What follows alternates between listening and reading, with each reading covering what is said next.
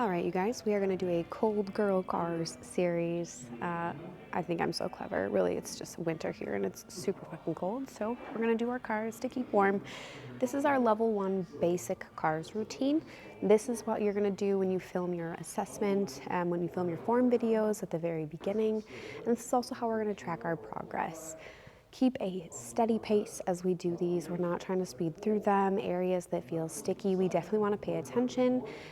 You're going to feel a little bit out of control in certain ranges, especially when we start, but just go slow, be consistent, make sure you add this in every day, and pay attention to yourself first and foremost when we do it. I want you to do 2 to 3 reps each direction for each joint. When you're doing this on your own, let's say you're not going to follow along with this video, which you absolutely can any day, but if you're just going to kind of freestyle it, make sure you hit at least 2 to 3 reps each direction for each joint, and you're keeping it slow and controlled. All right, first we're going to start with our neck. Come down into flexion. And I'm kind of getting an ugly chin here, pulling my chin back and in. Laterally rotate. That's not the word I was looking for. We're just rotating. Now we're laterally bending. Jutting that chin forward up to the sky. Rotate. Lateral flexion. Pull that chin back in. 2 more this way. Rotate. Jut that chin forward up into extension. And this is where, like, imagine you have a marker coming out of the bottom of your chin. And we want to draw the biggest, cleanest circle that we can with that marker. Switch directions.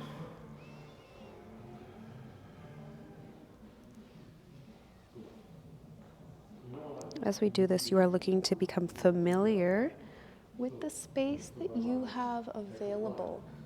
I do not care how big or small your range of motion is, but I want it to be an accurate representation of the space that you do have available to you. So if you're doing these and you notice that your whole body is moving, that's not an accurate representation. You just need to scale it back a little bit to focus just on that one joint that we're working. Next up, we're going to do scapular CARs. I'm going to do a couple reps facing the camera and a couple reps facing the side. So this is us working our shoulder blade, or our scapula, our wing bone is what my clients calls it. So we're gonna go ahead and have our arms straight out in front of us, and now our elbow is fused. There's no bending of the elbow here, all right? We're gonna start by pushing forward, really opening up our scaps into protraction. Elevate, retract. As we do this, make sure you're not popping that chest forward. Just pull those scaps back, move them around that rib cage. And then pull down into depression, kind of using that under the armpit meat. Forward, up, back into retraction. Last one, just like this. And as you can see, I'm not moving a lot, you guys. I am just moving through what I have available to me right now. All right, I'm going to show you from the side. So we're retracting up into elevation, protraction, depression. So my arms moving in space is just kind of a secondary thing that's happening as a result of me moving my scaps through their full range of motion. Wonderful. Now let's go into our shoulder. So I'm going to take one hand and just place it on my belly button, and this is just to remind myself to keep some intra-abdominal pressure as we go through this side. So all this movement is going to come from your shoulder. Make sure that we're not just moving our wrist and flopping our hand around, okay? We don't have time for that. So I'm gonna go ahead and start by externally rotating at the shoulder, pull across my body. As we do this, we're not twisting with, keep it clean. Up into flexion. Now as you come up into flexion, you'll notice your thumb kind of points neutral at some point. Now if you get to a point when your arm's like way out here, we're done with flexion, you guys. So keep it clean, close to your body, no elbow bend. And then here you're gonna twist in and down like you're dumping a drink out. As you reach back behind you, keep dumping that drink out. Steal those goldfish from the little kid who's swinging them everywhere in the back seat. And now you can see my palm is facing out. I'm maximally internally rotated. Kick it back. Rotate up and open. All the way up. Back and down. I'm gonna do one more this way, and then I'll face the side so you guys can see side view. So we're externally rotated, up into flexion, all the way out. Kick it back into extension. You hit this wall pretty quick, that's okay. Get that drink back in the cup, up, around, and all the way down. Side view, externally rotate, pull across your body, up into flexion. Dump that drink out as we go into internal rotation, reaching back in that back seat in extension. Kick it back. Rotate up, around, and back down. Other side. I'm gonna start sweating pretty soon here. Up, rotate, dump that drink out. And what I want you to imagine as we're doing this is you've got a laser coming out of each of your nipples. And the laser can't move. You can't break that connection with whatever port it's going into on the wall back there.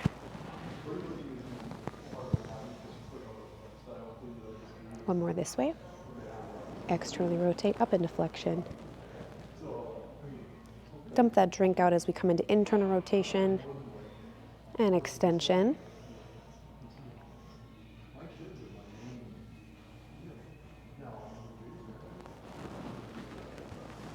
I'm sweating, y'all. All right, side view. To the side. Up into flexion. Internally rotate, reach back.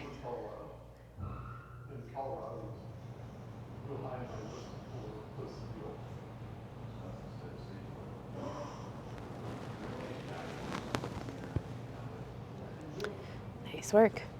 All right, we're gonna go ahead and switch this because jacket's not working, you guys. Came here for a cars routine, you're getting a show.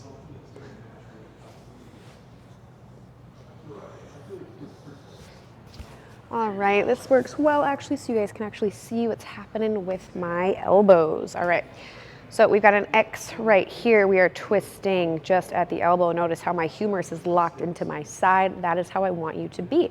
So elbows are locked in. I'm gonna go ahead and do a 1,000-pound bicep curl all the way up, really pulling with the inside of that elbow. From here, I'm going to twist. So now you can see the tender underbelly. And we're gonna extend, 1,000-pound tricep extension. Pull with the inside, all the way up. Show the camera that tender underbelly. Rotate, hide it. 1,000-pound tricep extension. Curl it up. You may notice like some pressure or some popping in your elbows. There's some discomfort for me personally when I feel these, but it's just like cracking your knuckles or something like that, just for a little bit of a bigger joint. Last one either way. And pronation. Awesome. Now we're onto wrist. Just for the sake of time, we're gonna do both wrists at the same time today. But when you're doing this, if you feel like, man, I really can't focus on both at one time, go ahead and, pause the video, hang on and do each one individually so that you can really get the proper amount of focus that you need, okay? So once again, I'm gonna lock my humeruses into my side. I'm gonna keep my elbows locked into position. Flat palm, that's super key here, you guys. If you scoop your fingers, something is gonna come take a shit in your palm. Okay, no shit receptacles. Keep it a flat hand. We're gonna first cut inward, pull down into extension. Now this transition right here, you're gonna wanna flip the pancake. Don't flip that pancake. Keep that tender underbelly of your forearm facing upward. Come up into flexion. This is where we slap it, don't grab it.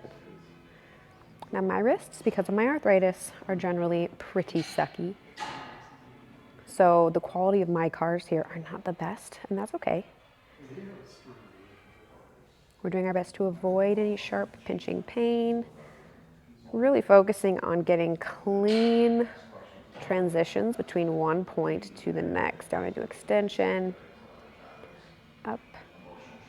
Now neurological control, switch directions, is probably gonna be the most limiting factor here in the beginning because we are so used to using our fingers for pretty much everything. that when it comes to communicating with the tissue in our wrist, to just do something basic like flexion without any assistance from those fingers, it's usually pretty hard. And that's okay, just practice.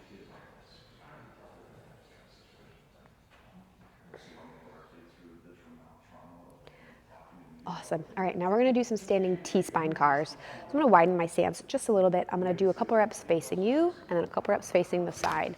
I'm just going to gently hug myself here and pray that I don't eat my microphone as I try to do this. So I'm going to squeeze my glutes and tuck my hips under, or point your butthole at the floor. Crunch down. So I'm really trying to pull my rib cage down and back, and I'm in ugly flexion here. From here, I rotate. Notice how my hips are not coming with. And then I laterally flex, trying to get a stretch over here. Push your chest tall. Rotate over. My glutes are still squeezed. My pelvis is still tucked. Crunch it over. Good. Let's switch directions. You'll notice, you guys, I'm not really moving all that much. If you think about, movement in your spine, we're not moving more than a few millimeters at a time. So to expect some crazy movement that we see some people doing, that's not your spine, girl. That's your spine and. We're not looking for any and right now. We just want spine. The and will come later. Switch directions, one more this way before I show you from the side.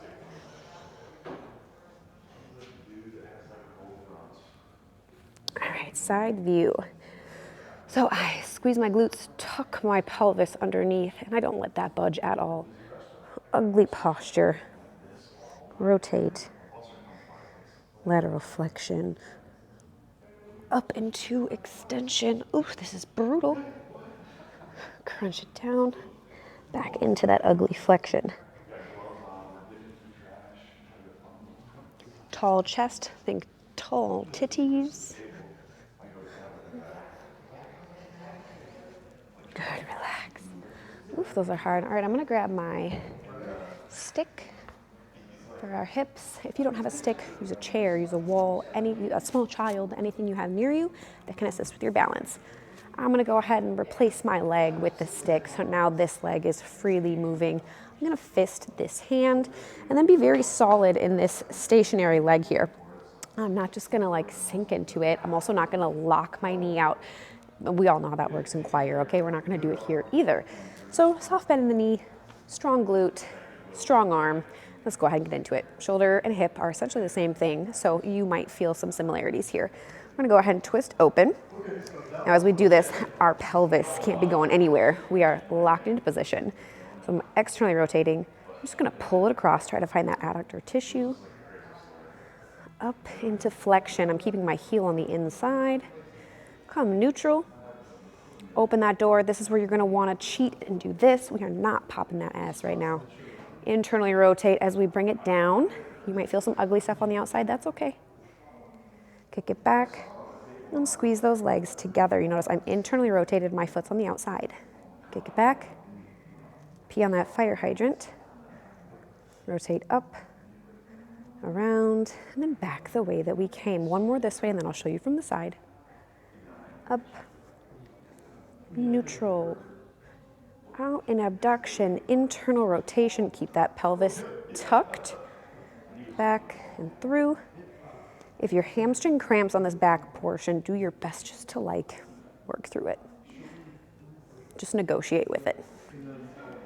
And down. All right, side view. So we're gonna start by externally rotating, pull it across your body, up into flexion. And again, just like if you were to measure your body fat percentage, and that would change a little bit on a day-to-day basis based on if you pooped, how much water you drank, food consumption. The quality of your cars are also going to change a little bit from day to day based on inflammation, how you're feeling, any other factors like having arthritis, having any sort of autoimmune disease that's going to affect the inflammation overall in your body. All right, other side. I feel a little hip pump. Oof. All right. Start by externally rotating, pull it across the body. Up into flexion. Open that door. Internal rotation, kick it back. Squeeze those legs together. Kick it open. Up. There's one. Externally rotate, pull it across. Up into flexion.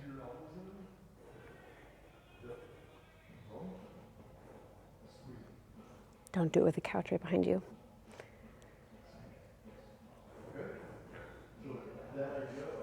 My left hip, this one we're doing right now, I'll show you from the side. It's definitely a little sketchier than my right one today. Any of my arthritis babies out there, I know you guys can relate. Gotta love it. We live with it and we love it.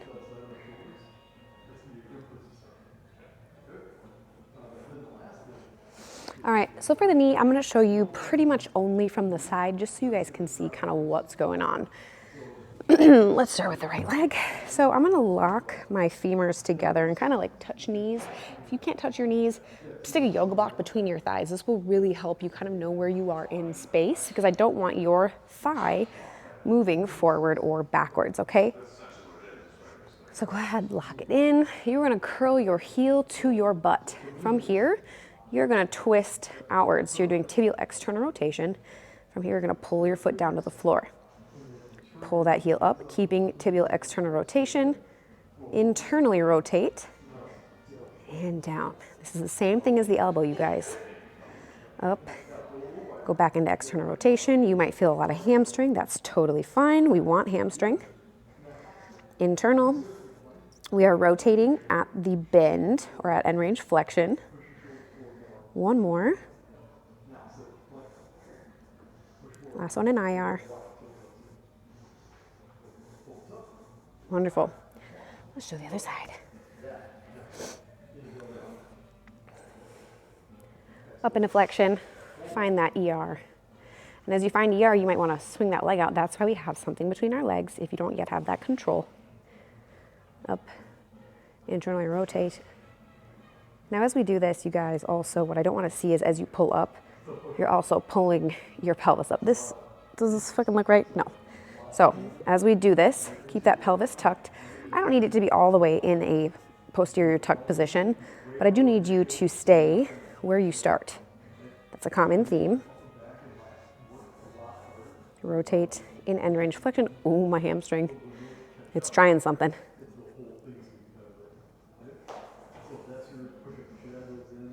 Awesome. Now we're going to do ankle from this standing position as well. So this is still our trusty leg. I'm going to go ahead and just pull myself up into a little bit of flexion. And we're going to pull our foot into dorsiflexion. And then we're going to tilt into eversion, drawing a big ass circle with our big toe. All the way through dorsiflexion, eversion, plantar flexion, and inversion. One more this way.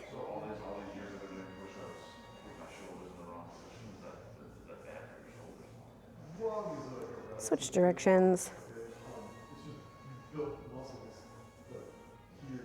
Ooh, my toes. Also check these kicks, you guys. Freaking loving them from Vivo.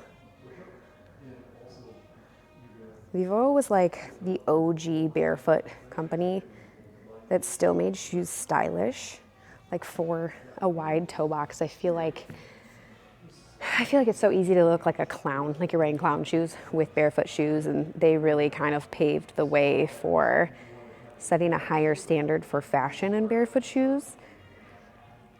And I do work with the company, but they didn't tell me to say this, you guys. I kind of idolized Vivo long before we ever worked together. I mean, you just kind of know who the cream of the crop is for various industries, and they definitely paved the way for theirs. Making sure we're going slow, not skipping over areas that feel hard. Those are the areas that matter.